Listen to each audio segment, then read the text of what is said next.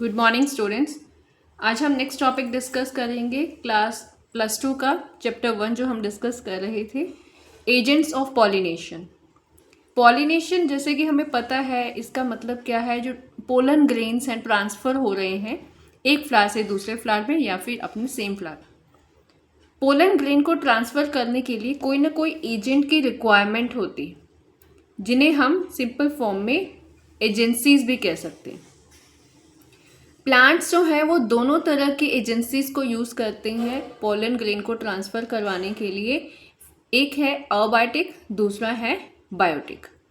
Abiotic जैसे कि आपको पता है, अबायोटिक हम नॉन लिविंग को कह देते हैं। नॉन लिविंग जितनी भी एजेंसीज पार्टिसिपेट करेंगी पॉलिनेशन में, फेवर करेंगी पॉलिनेशन को, जैसे कि विंड हो गया, वाटर है। जबकि अबायोटिक में एनिमल्स आ जाएंगे। एनिमल्स में इंसेक्ट्स आ सकते हैं, इसमें बर्ड्स भी आ सकते हैं, इवन ह्यूमन भी एक पॉलिनेटिंग एजेंट की तरह काम करता है। मेजॉरिटी जो प्लांट्स की हैं, जितने भी हम एंजियोस्पर्म देखेंगे, उनमें से ज़्यादातर जो पॉलिनेशन होती है वो बायोटिक एजेंट के कारण होती है। मीन्स इंसेक्ट के कारण हो सकती है, बर्ड्स इसमें आ सकते हैं। जबकि कुछ प्रोपोर्शन जो है प्लांट्स का वो अबायोटिक एजेंट के कारण भी पॉलिनेट होता है, लाइक जैसे कि विंड एंड वाटर के through. Pollen grain coming in contact with stigma is a chance factor in both wind and water pollination. इस स्टेटमेंट का क्या मतलब है? इस स्टेटमेंट में ये बताया गया है कि जब भी पॉलिनेशन होती है तो बहुत ज़्यादा चांसेस ये हैं कि जब पोलन ग्रेन ट्रैवल कर रहे हैं, हो सकता है कि वो अपने फाइनल डेस्टिनेशन तक, टारगेट स्ट्रक्चर तक ना पहुँचे। तो इस केस में विंड अगर वाटर की बात कर रहे हैं तो कोई ज़रूरी नहीं है कि वो अपनी उसी जगह, टारगेट जगह पे ही जाएगा। हो सकता है कि वो पोलन ग्रेन अपने टारगेट जगह के बजाय कहीं और ट्रैवल कर जाए। तो यहाँ पे पॉलिनेशन चांस पर आ जाती है। मींस एक चांस फैक्टर आ गया है, इसमें श्योरिटी नहीं है कि वो अपने जिस फ्लावर के ऊपर उसने लैंड करना था वहीं जाएगा। इस चीज़ को कंपनसेट करने के लिए, बिकॉज यहाँ पे लॉस बहुत ज़्यादा हो रहा है, चांस फैक्टर में यहाँ पे कोई परफेक्शन नहीं है कि पॉलिनेशन परफेक्टली होगी। जैसे हमने कहा कि जैसे डेफिनेशन में डिस्कस किया था कि pollination transfer of pollen grain है अपनी फ्लावर में, चाहे लैंड कर जाए या फिर दूसरे फ्लावर में। तो इस चीज़ को कंपनसेट करने के लिए, इस लॉस को कुछ हद तक कंट्रोल करने के लिए प्लांट्स क्या करते हैं? पहली बात तो फ्लावर्स जो हैं वो बहुत ज़्यादा पोलन ग्रेन को प्रोड्यूस करते हैं, enormous amount of pollen when compared to the number of ovule available for the pollination. Same जैसे हमने लोअर क्लास +1 में भी समझा था कि मेल जो गेमीट होते हैं, जिन्होंने ट्रैवल करना होता है, वो हमेशा बल्क में प्रोड्यूस होते, जबकि जो फीमेल गेमीट होता है वो अपने उसी फ्लावर में, उसी ऑर्गेनिज्म में रहता है, तो उसका नंबर बहुत कम होगा, बिकॉज वहाँ पे उनके फेलियर के चांसेस या लॉस के चांसेस नहीं हैं। इस चीज़ को कंपनसेट करने के लिए मेल गेमीट का हमेशा नंबर ज़्यादा ही होता है, चाहे वो किसी भी तरह की एजेंसी के थ्रू पॉलिनेट हो, चाहे वो इसमें इन एनिमल्स की बात कर लें या फिर उसमें हम कह सकते हैं कि विंड एंड वाटर की बात कर लें। नेक्स्ट आ गया है pollination by wind is more common. अगर हम देखें कि पॉलिनेशन अगर अबायोटिक फैक्टर्स में, तो विंड से पॉलिनेशन बहुत ज़्यादा होती है। विंड पॉलिनेशन जो है, it also require that the pollen grain are light. देखो, ये अब पोलन ग्रेन की हम बात करें कि विंड पॉलिनेशन से हो रहा है, तो सिंपल सी बात है कि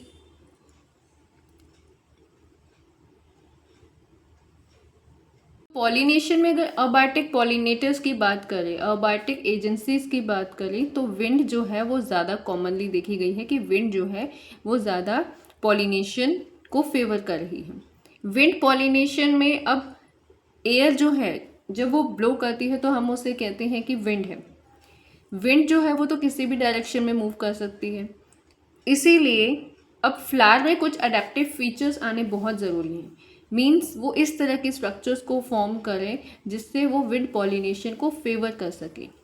विंड पॉलिनेशन में पोलन ग्रेन के क्या फीचर होने चाहिए?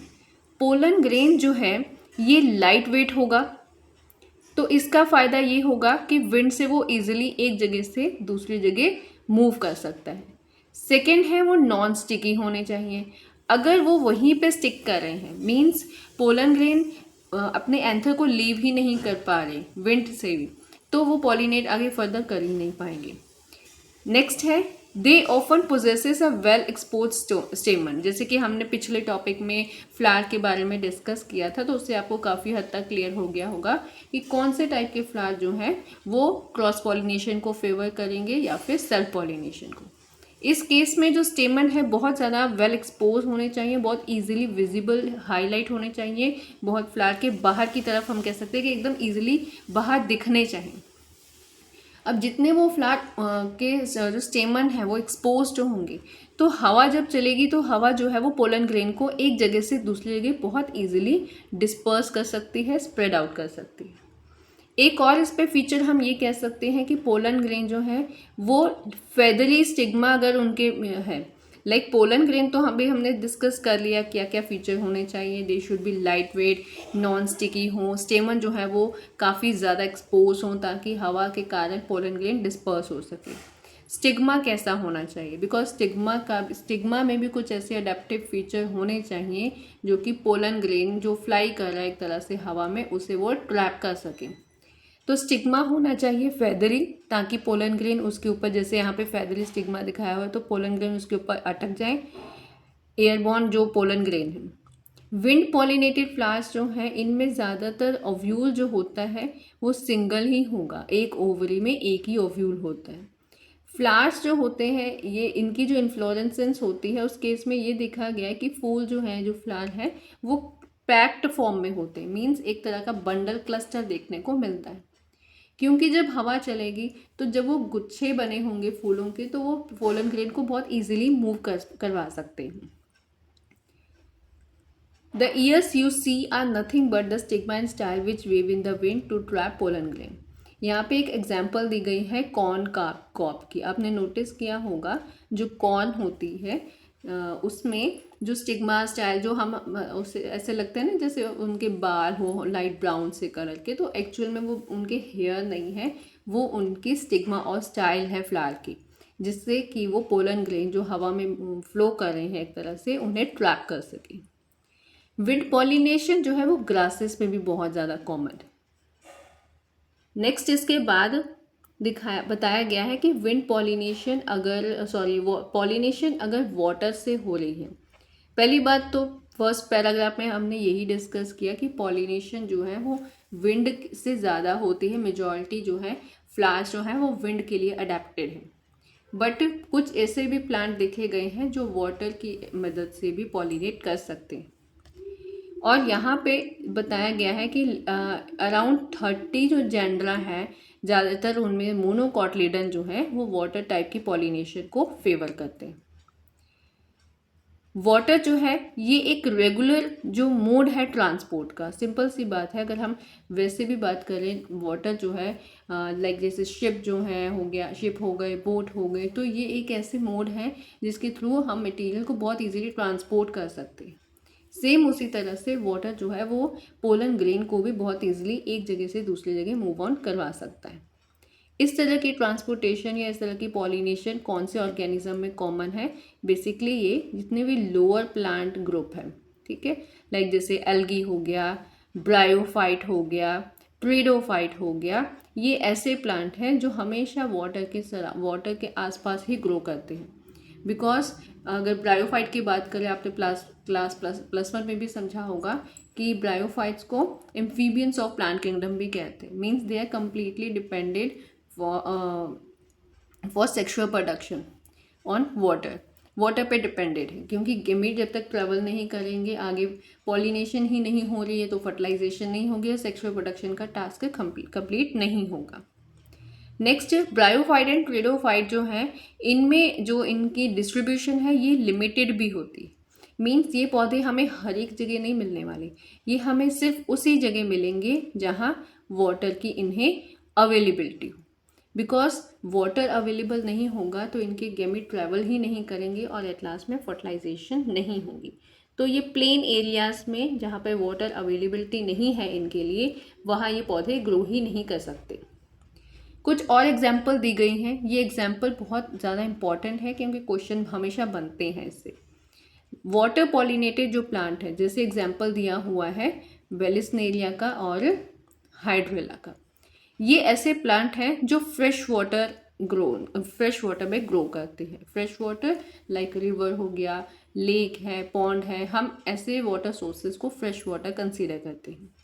और कुछ मेराइन प्लांट्स भी हैं जैसे कि सी ग्रासेस हो गया, जोस्ट्रा हो गया। अब एक कंडीशन यहाँ पे बताई गई है कि बेशक ये पौधे एक्वाटिक हैं, बट ज़रूरी नहीं है कि सारे के सारे जो एक्वाटिक प्लांट्स होते हैं वो वाटर से पॉलिनेट करें। कुछ ऐसे भी प्लांट नोटिस किए गए हैं जो वाटर के बजाय इंसेक्ट से पॉलिनेट होते हैं। तो ये लिटिल बिट कंफ्यूजिंग हो जाता है। जैसे कि हमें एक्वाटिक प्लांट कहा तो हमारे दिमाग में तो यही आएगा कि पानी में पौधा है तो पोलन ग्रेन भी पानी से ही, वाटर से ही ट्रैवल करेंगे, ट्रांसपोर्ट हो जाएंगे, बट ऐसा ज़रूरी नहीं है। कुछ एक्वाटिक प्लांट ऐसे हैं लाइक जैसे कि वाटर हाइसेंथ हो गया और वाटर लिली। इनमें जो फ्लावर है वो वाटर लेवल के काफ़ी ऊपर तक आ जाते हैं और यहाँ पे इनकी पॉलिनेशन जो है वो या तो इंसेक्ट से हो सकती है या फिर विंड से हो सकती है। जबकि अगर हम ये देखें कि वो एक्वाटिक है तो ऑब्वियसली फर्स्ट ऑप्शन हमें हमेशा वाटर दिखेगा, बट इनकी स्ट्रक्चर्स पानी के सरफेस से काफ़ी ऊपर होती हैं, इसी कारण से पॉलिनेशन इंसेक्ट से या फिर विंड से होता है। तो ये ज़रा कंफ्यूजिंग है, आपने इसे ज़रूर याद रखना है। नेक्स्ट वेलिसनेरिया के बारे में बताया गया। वेलिसनेरिया प्लांट का जो फीमेल फ्लावर होता है ये सरफेस, वाटर के सरफेस तक आएगा एक लॉन्ग स्टॉक को डेवलप करके, और जो मेल फ्लावर होता है जिसके ऊपर पोलन ग्रेन लगेंगे ये सरफेस ऑफ वाटर पर गिर जाते हैं। यहाँ पे जो पॉलिनेशन होगी वो वाटर के थ्रू होगी, क्योंकि यहाँ पे एक फ्लावर जो है, देखो फीमेल फ्लावर के अंदर स्टिग्मा के थ्रू ही तो पोलन ग्रेन ने प्लांट के ओव्यूल तक पहुँचना है। तो उस केस में यहाँ पर जो फीमेल फ्लावर का जो स्टॉक है वो क्या होगा, ऊपर की तरफ ग्रो कर जाएगा, सरफेस तक आ जाएगा लॉन्ग स्टॉक की मदद से। जबकि मेल जो फ्लावर है पोलन ग्रेन जब रिलीज करेंगे तो वो वाटर पर रिलीज कर देंगे। अब पानी के बहाव मतलब जहाँ जहाँ पानी फ्लो कर रहा है उसके ही बहाव की मदद से, वाटर करंट की मदद से जो मेल गैमीट है वो फीमेल फ्लावर तक पहुँचेंगे और आगे जाके वहाँ फर्टिलाइजेशन को फिर फेवर कर देंगे। दूसरा यहाँ पे बताया गया है सी ग्रास के बारे में। Another group of water pollinated plants such as sea grass. तो बेटा याद रखना है आपने, वेलिसनेरिया, हाइड्रेला वगैरह सी ग्रासेस जो हैं वो वाटर के थ्रू पॉलिनेट होंगे, जबकि दूसरे जो फ्लावर अभी हमने डिस्कस किया वाटर हाइसेंथ, वाटर लिली, ये इंसेक्ट या फिर विंड के थ्रू पॉलिनेट होंगे।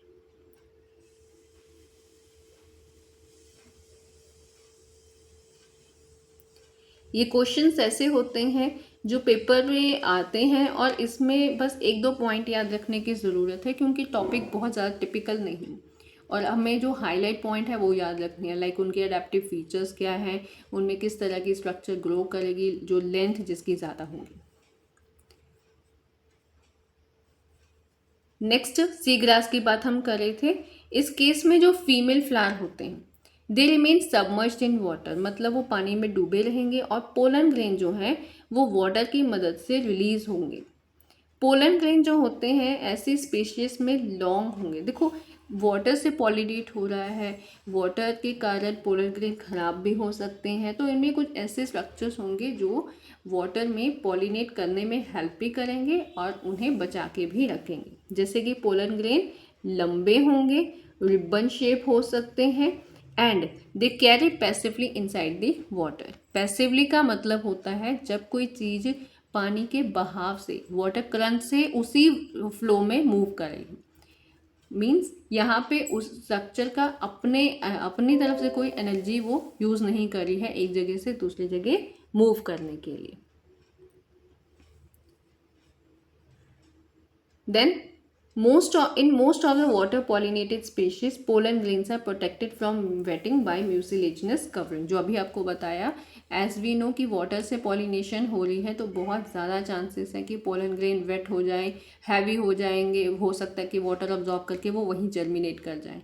तो अगर वो वाटर में ही जर्मिनेट कर रहे हैं तो आगे इसका सारा प्रोसेस ही एक तरह से वेस्ट हो गया है।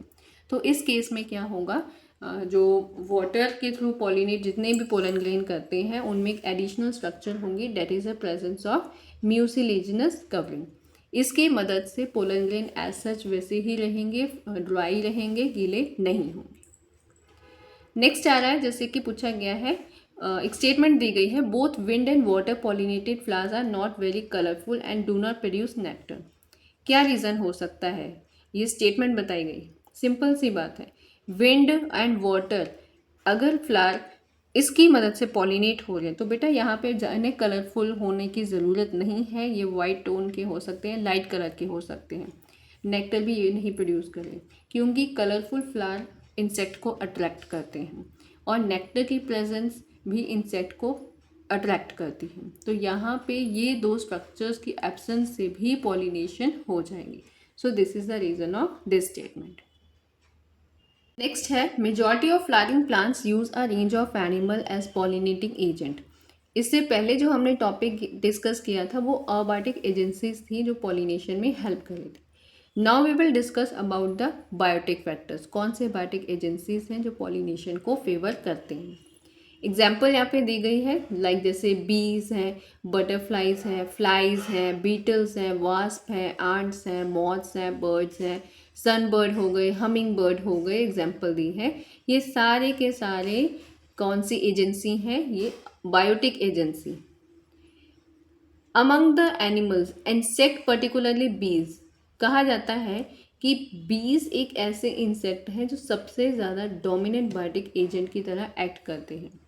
और एक तरह का एक इंटरेस्टिंग पॉइंट भी इससे रिलेटेड है कि अगर बीज ख़त्म हो जाए, मधुमक्खियाँ किसी रीज़न से ख़त्म हो जाए, तो ऐसा भी हो सकता है फ्यूचर में कि प्लांट की जो नई जनरेशन है वो आ ही ना पाए, क्योंकि सबसे ज़्यादा पॉलिनेशन यही कर रहे हैं। और सिंपल सी बात है, जब प्लांट्स ख़त्म हो जाएंगे तो इन पर डिपेंडेंट जो नेक्स्ट ऑर्गेनिजम्स हैं, मीन्स हम एनिमल्स हो गए या बाकी ऑर्गेनिजम्स जो इन पे डायरेक्टली या इनडायरेक्टली डिपेंडेंट है, उनके सर्वाइवल पर भी एक तरह से बैड इम्पैक्ट आ सकता है। सो इंसेक्ट्स जो हैं ये भी बहुत इंपॉर्टेंट रोल प्ले करते हैं पॉलिनेशन में। इवन छोटे ऑर्गेनिज्म के अलावा लार्ज एनिमल्स भी वो भी पॉलिनेट करते हैं, जैसे कि प्राइमेट्स आ गए, लेम्यूर आ गया, आर्बोरियल एनिमल्स हो गए जो ट्रीज़ पे रहते हैं, रोडेंट्स आ गए जैसे कि रैट्स वगैरह हो गए, रेप्टाइल्स आ गए, गेको लीजर्ड, गार्डन लीजर्ड जो गार्डन में बेसिकली घूमती दिखती है हमें। तो ये सारे ऑर्गेनिज्म भी पॉलिनेटिंग एजेंट की तरह काम करते हैं, क्योंकि जब ये फ्लावर के ऊपर या ट्री के ऊपर मूव करते हैं तो फ्लावर के कुछ ना कुछ स्ट्रक्चर उनके बॉडी के साथ स्टिक कर जाएंगे, जिसके कारण वो पॉलिनेशन को फेवर कर सकते हैं। नेक्स्ट बताया गया है कि जितने भी फ्लावर्स होते हैं जो एनिमल पॉलिनेशन से होते हैं, पॉलिनेशन उनमें होती, they are specially adapted for particular species of animal. अब ये इंटरेस्टिंग पॉइंट है, ज़रूरी नहीं है कि कोई भी फ्लावर किसी भी ऑर्गेनिज्म से पॉलिनेट हो जाए, ये भी स्पेसिफिक होते हैं। जैसे कि कुछ एग्जांपल्स आगे हम डिस्कस करेंगे। इंसेक्ट पॉलिनेटिंग जो फ्लावर होते हैं उनके कुछ अडेप्टिव फीचर्स हैं जो अब कंपेयर कर सकते हो विंड पॉलिनेशन और वाटर पॉलिनेशन में ऐसे फीचर्स नहीं थे। जैसे कि ये वाले जो फ्लावर्स होंगे इंसेक्ट पॉलिनेशन वाले, ज़्यादातर ये लार्ज होंगे और ब्राइट कलर के होंगे, अट्रैक्टिव होंगे, इनमें फ्रेगनेंस बहुत ज़्यादा होती है एंड इनमें नेक्टर की प्रेजेंस भी होगी। ये ऐसे फैक्टर्स हैं जो एक रिवॉर्ड है, जैसे फ्रेगनेंस होना, नेक्टर की प्रेजेंस होना, एडिएबल पोलन ग्रेन होना, दिस इज़ अ रिवॉर्ड। ये एक तरह का रिवॉर्ड है इंसेक्ट्स के लिए, तभी वो उनकी तरफ अट्रैक्ट होंगे। कुछ फ्लावर, अगर इंसेक्ट पॉलिनेशन केस में अगर कुछ फ्लावर छोटे भी हैं तो ये फ्लावर दूर दूर नहीं प्रेजेंट होते, ये हमेशा क्लस्टर में होंगे, एक ऐसे इन्फ्लोरेंसेंस फॉर्म करेंगे ताकि ये जो फ्लावर है वो एकदम विजिबल हो जाए इंसेक्ट के लिए। कॉन्स्पिकस का मतलब क्या होगा? That they should be visible, easily recognise हो सके। एनिमल्स जो फ्लावर की तरफ अट्रैक्ट होते हैं वो दो ही रीज़न से हो सकते हैं। अगर हम अपनी बात करें तो हम फ्लावर की तरफ अट्रैक्ट होंगे, हमारे भी दो ही रीज़न होते हैं, वो बहुत कलरफुल लगते हैं, अट्रैक्टिव लगते हैं, या उनमें बहुत स्ट्रॉन्ग फ्रेगनेंस होगी। सेम उसी तरह से एनिमल भी अट्रैक्ट होते हैं। फ्लावर्स जो है ये अगर फ्लाइज की मदद से पॉलिनेट हो रहे हैं या फिर बीटल्स की मदद से पॉलिनेट हो रहे हैं, तो ये फ्लावर जो होंगे इनमें फ्रेगनेंस नहीं होगी। इनमें एक्चुअल में एक फाउल ऑडर प्रोड्यूस होता है, एक ऐसी बैड स्मेल जिससे कि बेसिकली फ्लाइज जैसे कि मक्खियाँ हो गई, बीटल्स हो गए, जो डार्क ब्लैक कलर के इंसेक्ट होते हैं, ये अट्रैक्ट होते हैं। टू सस्टेन एनिमल विजिट, मतलब एनिमल विजिट हमेशा इंसेक्ट उनके तरफ फ्लावर की तरफ आते रहे तो फ्लावर जो है कुछ ना कुछ रिवॉर्ड देते हैं, जो मैंने पहले भी आपको बताया, जैसे कि नेक्टर की प्रेजेंस हो गई, फूलों से रस मिलता है तब भी इंसेक्ट उनकी तरफ जाएंगे, बर्ड्स उनकी तरफ अट्रैक्ट होंगे जैसे कि सन बर्ड हो गया, हमिंग बर्ड हो गया। पोलन ग्रेन कई फ्लावर में ऐसे होते हैं जो एडिएबल है, खाने लायक होते हैं, तो वो भी इंसेक्ट के लिए एक रिवॉर्ड होंगे। For harvesting the reward from the flower, the animal visitor comes in contact with anthers and the stigma. तो उन रिवॉर्ड को लेने के लिए इंसेक्ट पॉलिनेटर्स उनकी तरफ जाएंगे और वहाँ के उनकी बॉडी के ऊपर पोलन ग्रेन अटक जाते हैं, और जहाँ जहाँ ये इंसेक्ट जाएंगे वहीं वहीं पोलन ग्रेन भी वो एक तरह से डिस्पर्स करते जाएंगे। और ये चीज़ एक तरह से अननोइंगली होती है, मीन्स इंसेक्ट जो मेन पर्पस उनका होता है वो डिफरेंट होगा। पॉलिनेशन, फ्लावर पॉलिनेशन इसके थ्रू कर लेता है। एनिमल्स की जो बॉडी होती है, the body of animal get a coating of pollen grain, उनके ऊपर पोलन ग्रेन गिर गया है और बॉडी के ऊपर स्टक कर गया, जहां भी ये जाएंगे वहीं पे पोलन ग्रेन को डिस्पर्स कर देंगे। कुछ स्पीशीज ऐसी हैं जो फ्लोरल रिवॉर्ड तो देती ही हैं, बट साइड बाय साइड वो सेफ प्लेस भी देती हैं कुछ इंसेक्ट को जहां वो अपने एग्स को ले कर सके। मीन्स एक एक्स्ट्रा फीचर जो नॉर्मल फ्लावर्स में नहीं होता, ये कुछ स्पेसिफिक फ्लावर में ही होगा। जैसे कि एग्जांपल दी गई है, टॉलेस्ट फ्लावर है एमोर्फोफिलस, ये फ्लावर जो है अबाउट 6 फीट तक इसकी हाइट हो सकती है। उसी तरह से एक और भी यहाँ पे बताया गया है, यूका नाम का प्लांट है। यूका एक ऐसा प्लांट है जो एक स्पेसिफिक मॉथ की मदद से ही पॉलिनेट करता है। अब ये इंटरेस्टिंग इसीलिए है क्योंकि ये दोनों ऑर्गेनिज्म एक दूसरे पे इस लेवल के डिपेंडेंट हैं कि अगर दोनों को वो एक दूसरे की प्रेजेंस ना मिले तो इनका लाइफ साइकिल भी कंप्लीट नहीं हो पाएगा। मॉथ क्या करता है, मॉथ अपने एग्स को डिपॉजिट करता है ओवरी पर जो कि फ्लावर के अंदर है, और इन रिटर्न में मॉथ जो है उसकी बॉडी के ऊपर पोलन ग्रेन गिर जाते हैं और वो मॉथ उन पोलन ग्रेन को लेकर बाकी फ्लावर्स पे मूव कर रहा है, तो वो डिस्पर्स कर रहा है, पोलन ग्रेन को पॉलिनेट कर रहा है। लार्वा जो है मॉथ का, जब ये एग से बाहर आता है तो ये out of the egg as the seed start developing, मतलब लार्वा जो मॉथ का बाहर निकलेगा वो वैसे ही ग्रो करेगा जैसे कि सीड डेवलप करे। दोनों जो डेवलपमेंट है वो साइड बाय साइड चलती है। इसीलिए कहते हैं कि यूका एंड मॉथ का जो एक रिलेशनशिप है वो एक तरह से सिम्बायोटिक है, दोनों एक दूसरे पे कम्प्लीटली डिपेंडेंट है। अगर वो अवेलेबल नहीं होगा तो उसका लाइफ साइकिल भी कंप्लीट नहीं हो पाएगा। पॉलिनेशन बताई गई है, पॉलिनेशन जो वेलिस्नेरिया में होती है, वाटर एजेंसी के थ्रू पॉलिनेशन होगी।